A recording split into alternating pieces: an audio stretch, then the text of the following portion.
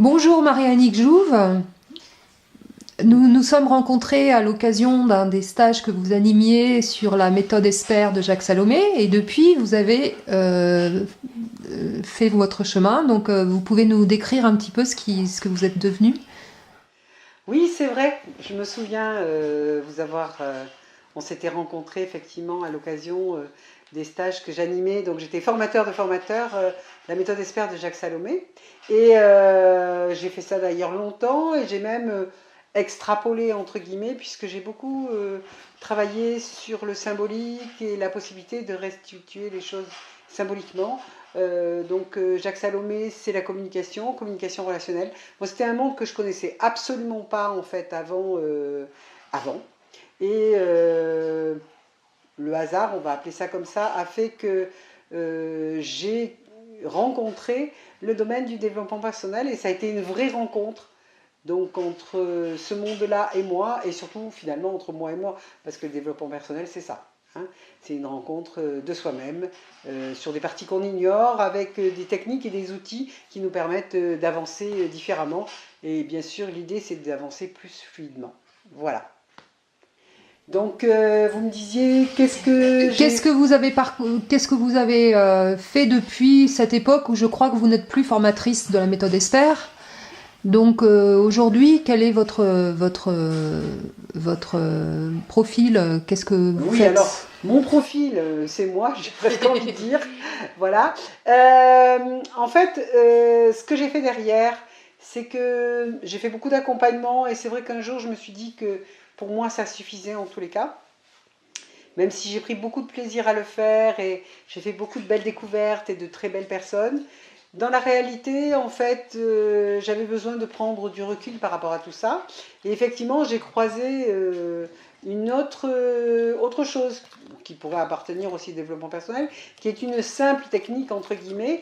C'est la technique, en fait, ce qu'on appelle la technique d'identification des peurs inconscientes et qui, en fait, travaille sur la régulation émotionnelle. Voilà. Très bien. Et du coup, aujourd'hui, vous êtes sur ces deux techniques en fait. Alors non, je suis plutôt sur trois techniques. Tout ce que j'ai, entre guillemets, oublié pour faire mien, qui appartient à la méthode ESPER de Jacques Salomé, avec voilà, toutes les amplitudes que j'ai pu y mettre par rapport à mon expérience personnelle. Et puis, il y a aussi la technique de régulation émotionnelle, donc sur les peurs inconscientes, qui m'avait bien intéressée et qui est pas très impliquante dans le sens où, au niveau de l'accompagnement, en tous les cas, où on part d'une situation actuelle et qu'on régule avec un outil naturel. Et puis, il y a aussi, en fait, aujourd'hui, Access Consciousness. J'avais décidé de ne plus entendre parler du développement personnel parce que j'ai l'impression que je tournais un petit peu en rond et que ça ne m'apportait pas grand-chose. Et Access Consciousness, ça m'a amené une autre dimension.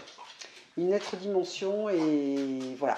Et ça, c'était bien. Et ça l'est toujours d'ailleurs, puisque du coup, ça me permet de revisiter toute ma connaissance de tout ce monde-là, on va dire, à travers cette nouvelle approche. Parce que Access Consciousness, c'est à la fois une méthode, une technique, un outil, mais c'est aussi une philosophie de vie. Et ça, je trouve ça très pertinent. Ça me ressemble. Et je pense que ça permet vraiment d'agrandir son champ. Très bien.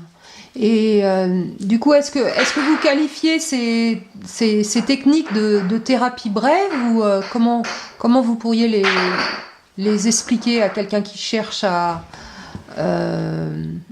s'informer? Alors, pour moi, c'est pas une thérapie. Mais c'est quoi une thérapie? Ben, c'est souvent connoté thérapie, thérapeute, psychothérapeute, etc. etc. Euh, donc, ce que j'ai envie de dire, c'est que j'aimais bien tout à l'heure le mot que j'ai employé de philosophie.